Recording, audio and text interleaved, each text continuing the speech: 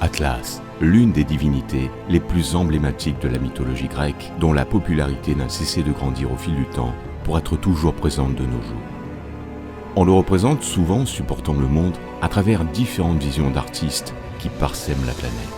Mais savez-vous qui il était réellement et que représentait-il au sein de la mythologie grecque ? Je vais vous raconter l'incroyable histoire du titan Atlas.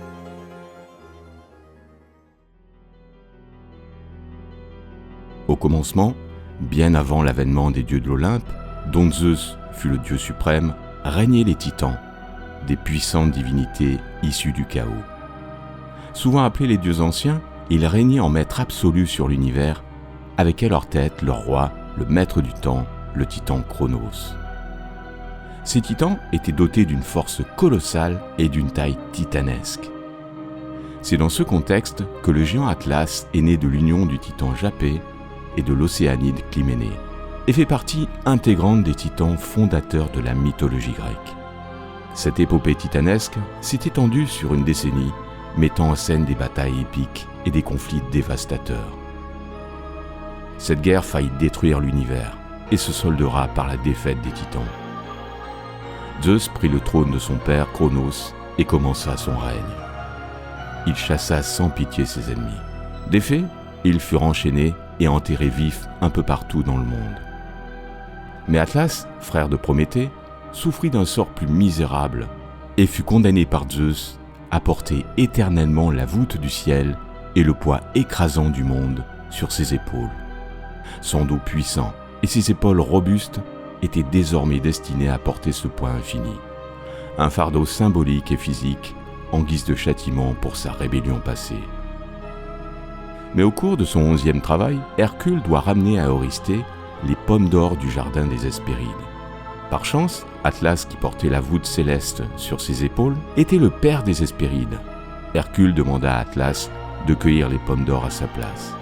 En échange, Hercule portera la voûte céleste sur ses épaules pendant l'absence d'Atlas. Atlas accepta et revint avec les pommes d'or, mais refusa de les donner à Hercule et lui confia qu'il pouvait continuer à soutenir le ciel à sa place et qu'il porterait lui-même les fruits à Eurysthée.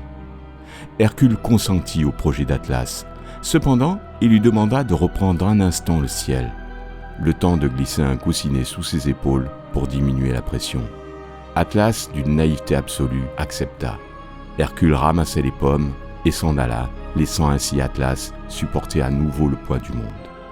Le terme Atlantique a été utilisé pour désigner l'océan Atlantique, en référence à Atlas en raison de sa proximité avec les montagnes de l'Atlas, une chaîne de montagnes en Afrique du Nord qui était associée à la mythologie d'Atlas.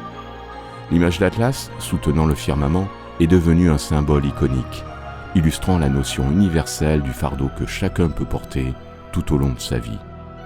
Atlas fut souvent représenté avec une expression résignée, un être condamné à une tâche infinie. Ainsi, l'histoire d'Atlas continue de fasciner et d'inspirer, rappelant aux générations futures que même les plus puissants peuvent être condamnés à porter des fardeaux incommensurables, que ce soit par la destinée ou par leurs propres actions.